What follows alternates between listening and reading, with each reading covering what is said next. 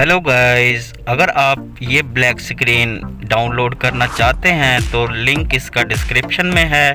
आप वहां से बिल्कुल फ्री डाउनलोड कर सकते हैं और आपको कोई कॉपीराइट भी नहीं आएगा। तो दोस्तों, अगर अभी तक आपने मेरा चैनल सब्सक्राइब नहीं किया तो सब्सक्राइब कर दें, क्योंकि मैं इसी तरह के ग्रीन और ब्लैक स्क्रीन इफेक्ट डालता रहता हूं अपने चैनल पर।